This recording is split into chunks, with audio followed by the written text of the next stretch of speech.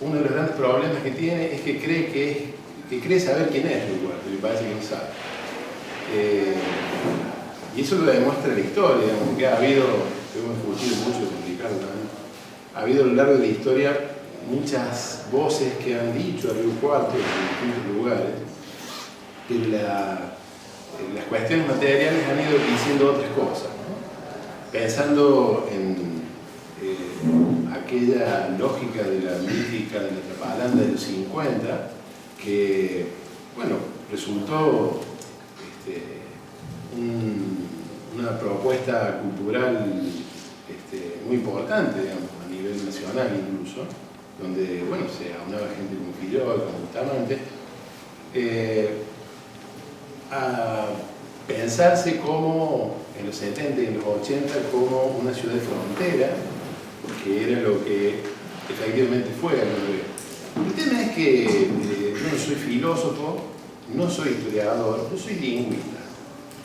Yo siempre he pensado que la lingüística tiene un lugar, a mí me parece importante, pero el resto de la epistemología no le parece muy importante.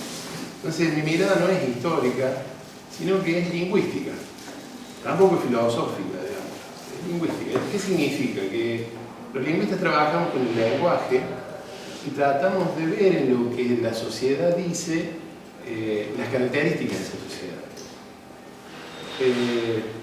Esto, yo voy a leer un poco, voy a charlar un poco, me retaron cuando vine, me dijeron, ¿lo vas a leer? Sí, voy a leer un poco. Pero otro poco lo vamos a charlar, ¿no? Nosotros hace tiempo... ¿Cómo? ¿Cómo? Hay que probar que no te quedas en esa escuela.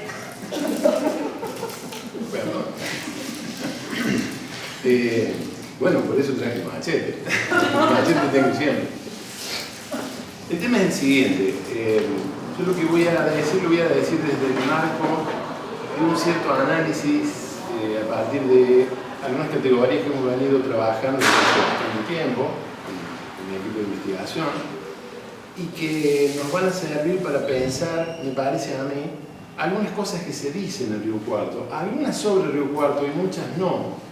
Pero hay que pensar algo también. Cuando alguien dice algo, posiblemente esté describiendo el mundo, pero esas cosas que ese alguien dice también lo describen a él. Entonces, me parece que sería interesante pensar algunas categorías para el análisis de Río Cuarto, y una de esas categorías que nosotros hemos trabajado es la noción de semiosis. Hay muchas caras conocidas acá, porque han sido alumnos míos, no son. La semiosis, dicha en dos palabras, es el proceso mediante el cual nosotros, la sociedad, generamos sentido en la sociedad, lo que decimos constantemente. Pero claro, lo que decimos lo decimos no solamente en términos interpersonales, sino también en términos institucionales. Las instituciones hablan a través de su gente. Las instituciones son dichas por las palabras que dicen sus miembros. Entonces, como decía García Linera hace un par de días, cuando recibió la honoris causa en la universidad, una de las categorías más interesantes para analizar la sociedad es la noción de sentido común. La noción de sentido común está muy pegada a la noción de semiosis, porque si nosotros decimos que la semiosis es la generación de sentido en sociedad, generada a partir de lo que se dice, a partir de lo lingüístico, pero también a partir de lo factual, o sea, a partir de lo material. Si cortar una calle genera sentido, tirar huevo sobre alguien o algo genera sentido, no solamente decir cosas. Entonces, en esa trama de semiosis, que en realidad es la sociedad, a mí me parece que hay como dos puntas para analizar, ¿no? Lo que efectivamente se dice y cuáles son los límites de aquello que se dice. Hay un autor que yo odio profundamente, como muchos autores, que es Jacques Derrida, que dice que en realidad el sentido social deriva infinitamente, ¿no? Porque detrás de una palabra hay otra, como si no tuviese la palabra anclaje en el mundo. A mí me parece que no, a mí me parece que habría que pensar que en realidad el sentido tiene un anclaje en la realidad y tiene un límite y que está determinado por las normas sociales. habría que pensar en esto, ¿no? Nosotros vivimos en una sociedad atravesada por normas. Algunas están escritas, que son las leyes, los reglamentos, los estatutos, que son, en principio, generales para todos porque son escritas, son ley positiva. Pero hay otras normas. Hay otras normas que no están escritas y también hacen a la convivencia social. Hay un autor norteamericano que se llama Erving Goffman, muy citado y poco estudiado, que descubrió en los 50 que la trama de las normas implícitas era casi tan poderosa o más poderosa que la trama de la ley escrita y que era tan coercitiva que determinaba las relaciones entre los hombres. Entonces, juntando a algunos autores, por un lado Goffman, por un lado Eliseo Verón, que es uno de los lingüistas más importantes que ha dado la Argentina, más allá de que uno tenga ciertas diferencias ideológicas, muchas, pero en términos epistemológicos no, nosotros decidimos mirar desde esa combinación entre la noción de semiósis, la noción de sociedad, la noción de sentido, qué es lo que pasa en la sociedad en general y qué es lo que podría pasar en la sociedad de Río Cuarto en particular, teniendo en cuenta su historia y teniendo en cuenta el enclave geográfico y sus determinaciones materiales, como dicen los marxistas. Entonces, hay un autor francés que es Cassirer, que es antropólogo, que dice que en realidad nosotros, el género humano, ha renunciado a la relación directa con el mundo. Es decir, nosotros no tenemos una experiencia inmediata del mundo, tenemos una relación mediada. Por eso hemos creado las religiones, las leyes, los mitos, la literatura, el arte. Y todo lo hemos hecho con lenguaje. Como decía mi profesor de Historia de la Cultura, es una especie de armadura, digamos. Los otros bichos desarrollaron otras formas de sobrevivir en el mundo, nosotros desarrollamos el lenguaje. Y con el lenguaje desarrollamos la cultura. Entonces, dice Cassirer que ese instrumento que nos impide de alguna forma tener una experiencia inmediata, primal del mundo, nos permite vivir en el mundo, porque aunque nuestra experiencia sea mediada, es lo que nos ha permitido manejar ese mundo. Llamémosle naturaleza, llamémosle sociedad o lo que fuera. Entonces, nosotros vivimos en un entramado, al que hemos llamado cultura, que es un entramado de normas y de reglas también, y nos hemos organizado como sociedad a partir de esa mediación que es el lenguaje.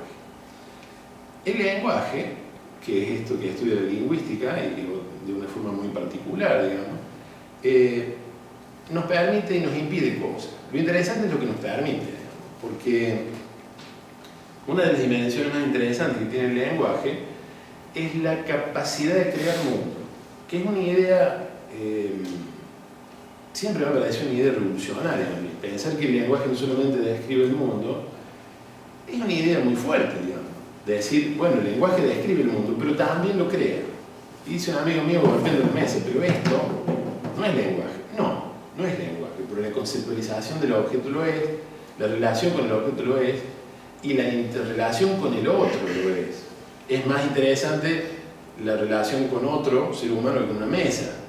Entonces, el mundo se crea también a través de las palabras, porque no es lo mismo decirle a alguien te quiero que decirle te odio. Evidentemente el mundo cambia.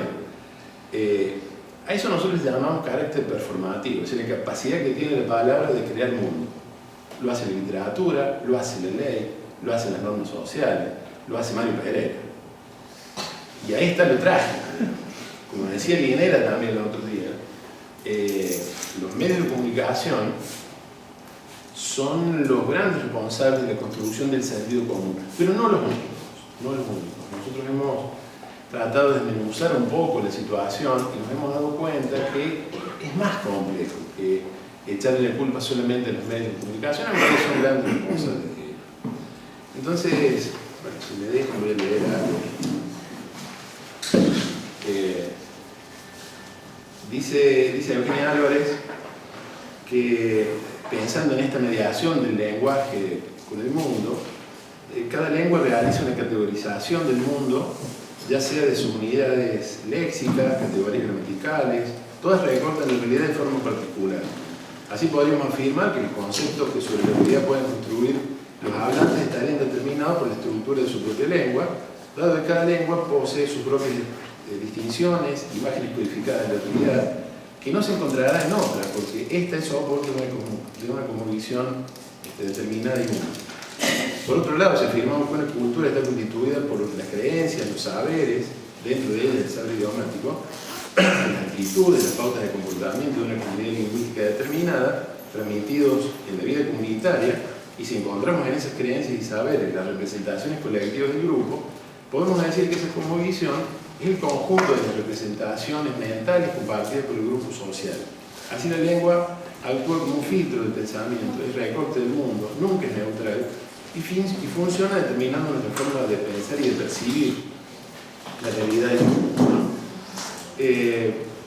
Este filtro, que es el lenguaje, que es mediación y a la vez contacto, puede entenderse como un espacio en el que el mundo y el hombre se entrelazan. Como dice Salazar y Cardón, cada lengua, tomando la metáfora de Roland Barthes, es como una piel que cada hablante frota contra otro, contra la piel del mundo, como si tuviéramos palabras en vez de dedos, o dedos en la punta de las palabras. La palabra entonces puede elaborar puentes entre los hombres, convocándolos o crear grandes murallas que los distancian. Y estos chicos no viven en el Río Cuarto, pero es como si vivieran. Porque acá está el punto central de nuestra reflexión. Si el arte, el mito, la religión pueden ser entendidas como lugares de encuentro entre los hombres, ¿cuál es el estatuto de la ley en esa trama? Es más, ¿de qué modo las normas sociales organizan la interacción social y le dan forma a nuestra convivencia? Las respuestas no son simples y afectan a la estructura misma de la vida y sociedad. Yo dije, una de las categorías importantes es la noción de sentido, muy difícil de definir, si no metafóricamente. Hay una metáfora que a mí me gusta mucho y es que el sentido es como un disparo en una habitación a oscuras. Uno puede ver el fogonazo del disparo, pero solamente puede entender si el disparo le pega a uno, ¿no? Hay un autor que se llama Emilio Benítez que dice que en realidad en la lengua, en el sistema de la lengua no hay sentido, está encerrado el significado dentro de la lengua, y que el sentido acaece acá, es decir, cuando nos encontramos dos o más y hablamos, ahí aparece el sentido, en el choque entre la palabra y el mundo. En ese choque entre la palabra y el mundo aparece el sentido como algo nuevo, es decir, cuando Borges dice nadie lo vio desembarcar en la unánime noche al principio de las ruinas circulares, y a uno le salta a la cara la palabra unánime, porque una votación es unánime, pero las noches no. Pero si uno lo piensa un poco, posiblemente sí, porque una noche también es para todo. Entonces, el sentido es esa especie de fogonazo que aparece de pronto y con el que juega la literatura constantemente, con el que juega la poesía, pero con el que jugamos constantemente nosotros también. De decir un día, estoy muerto, es una metáfora, por suerte. Me tenés podrido, también es una metáfora, salvo que no sea un zombie. Entonces, el lenguaje, como decía el maestro de filosofía, el lenguaje que decía Dan Schaff, que decía Wittgenstein, el lenguaje es como una caña de pescar, digamos, y uno como un pez, bastante pescado uno, ¿no? Bastante pez, y uno está bastante desguarnecido ante el gancho, ¿no? El lenguaje nos atrapa con mucha facilidad, ¿no? Esa es la razón por la cual en Río Cuarto se le llamó al local patronal de la 125 paro agrario. Es decir, ¿por qué? Y los medios reprodujeron constantemente la visión patronal del suceso, no la visión no patronal. Entonces, un paro lo hacen los obreros, no lo hacen los patrones. El tipo que cierra la fábrica está ejecutando el lockout patronal, es decir, está parando la producción porque es el dueño de los medios de producción. El que no es dueño de los medios de producción tenemos que hacer paro, ¿no? Porque nosotros no tenemos medios de producción. Entonces, el lenguaje, y ese es un problema que no es de Río Cuarto, es un problema de la humanidad completa, dice al mundo. Y ese mundo es dicho por el lenguaje de una forma determinada. Entonces, cuando un locutor se enoja porque se pelea con los chicos que lavan los vidrios y dice al otro día en su programa de radio, pero a estos negros hay que meterlos todos presos, está diciendo más que eso, ¿no? Está activando una serie de prejuicios, una mirada sobre el mundo y de alguna manera también una búsqueda de aceptación. Cualquiera que haya pasado por la dura experiencia de escuchar Cadena 3, de escucharlo a Mario Pereira, sabe de lo que estoy hablando. Cuando Mario Pereira recibe una noticia y dice aumentó el pan, entonces Mario Pereira dice y ya sabemos cómo es, y pasa otra cosa, uno queda pensando, no loco, explícame, decime cómo es, porque si no, yo pienso, armo en mi cabeza a partir de la tradición, a partir de lo que escuché ayer de Mario Pereira, a partir de lo que dijo Rossi, a partir de lo que dijo Mirta Legrand, y uno dice, sí, uno ya sabe cómo es. ¿Y dónde está el análisis? No existe, digamos. Es la aceptación de un prejuicio, de un sentido preexistente que no es sentido. Eso es sentido común, ¿no?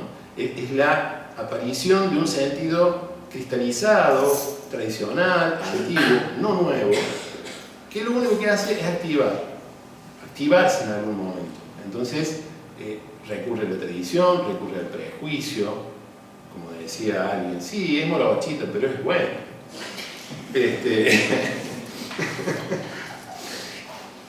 Entonces, como me dijeron una vez, joven, ¿qué le va? Así que usted vive en el Quilmes Porreca. No, yo soy pobre. Entonces, es difícil, yo sé que es difícil hablar conmigo, pero bueno, así son las cosas, un amigo. Entonces decíamos, ¿no? El sentido es el producto del choque entre la lengua en funcionamiento y el mundo. Y se producen estas cosas, ¿no? A veces es sentido nuevo, a veces es sentido que provoca la aparición de algo nuevo, y a veces es la restitución de un sentido viejo, de un significado viejo, de un prejuicio viejo. Hay un libro espantoso que salió no hace mucho, que trata sobre los falsos mitos de la cultura argentina, de Alejandro Grimson, que es un sociólogo importante, pero un pésimo escritor parece, y que ha tomado como 70 de estas cosas del sentido común, ¿no? Por ejemplo, en la Argentina no hay racismo porque no hay negro. Y hace un análisis interesante, un poco superficial, digamos, arañando el asunto, pero lo interesante es la recopilación de esos lugares comunes, ¿no? Porque esos lugares comunes son la estructura del sentido común de una sociedad en un momento determinado de su historia. Con los milicos estábamos mejor, algo habrán hecho, son parte de un sentido común, y el sentido común es histórico.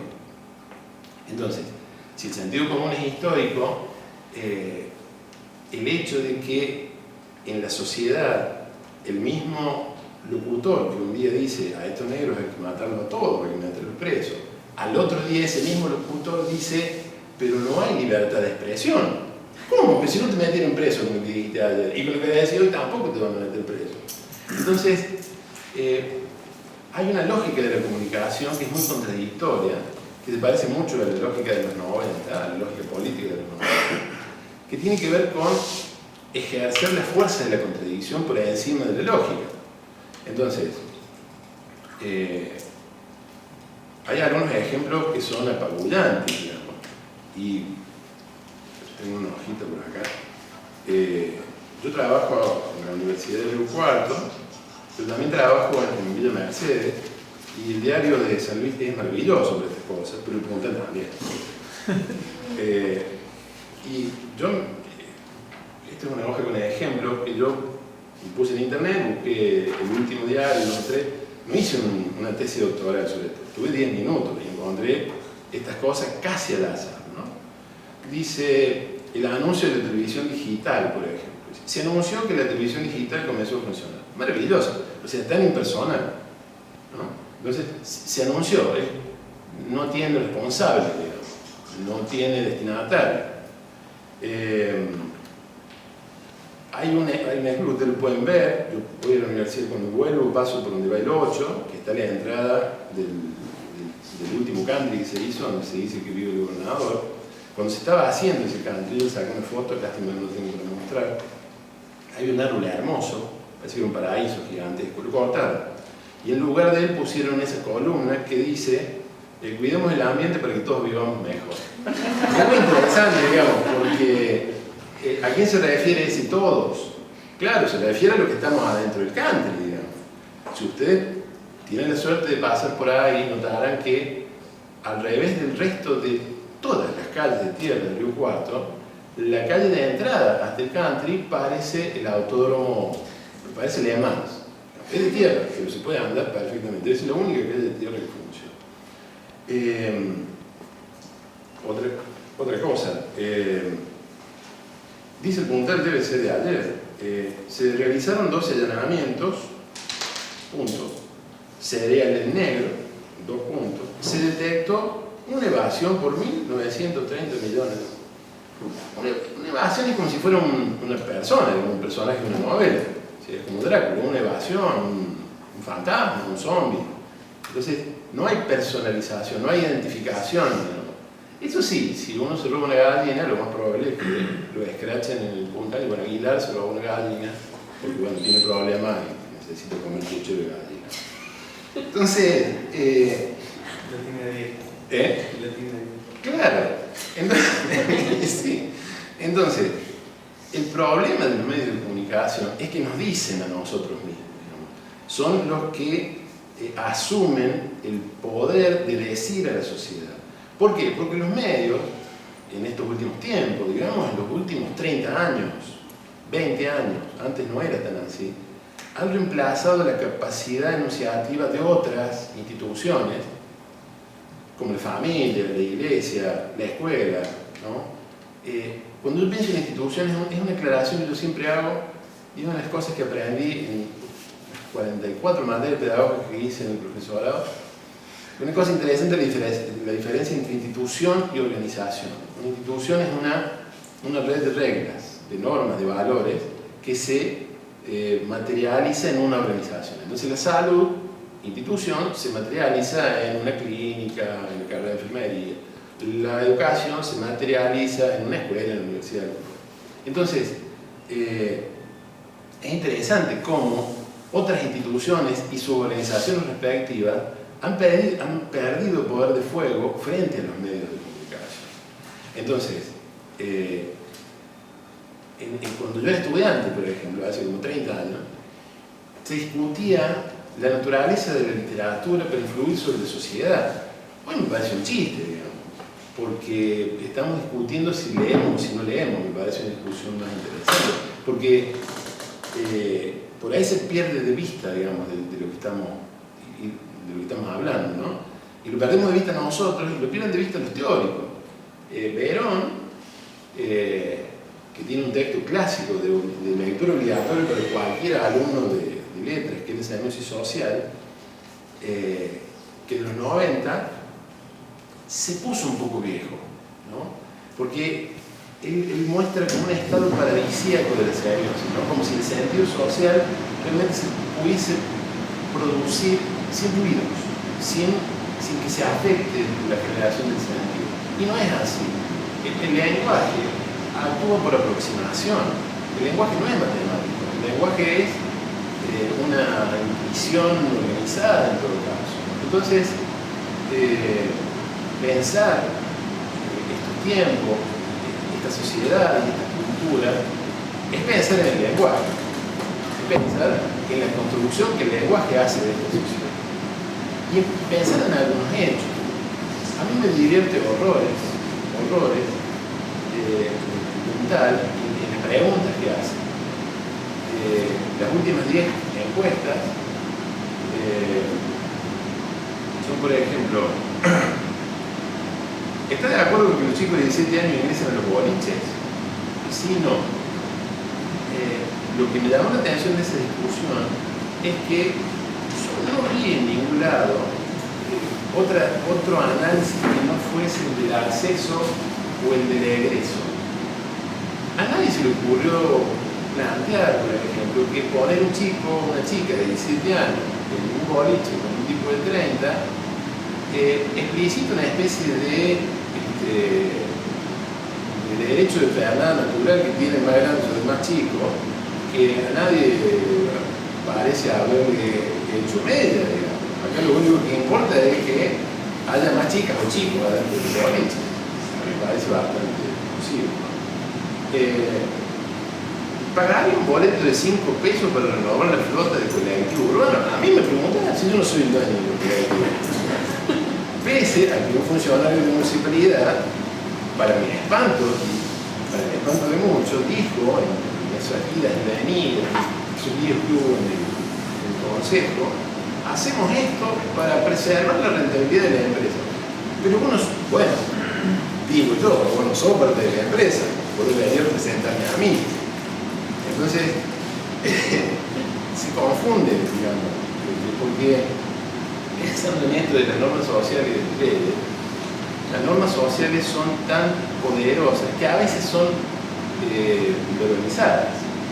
O sea, es tan violenta la determinación de la norma social, incluso sobre la ley, que a veces las instituciones son tan brutas de verbalizar eso, que no deberían verbalizar.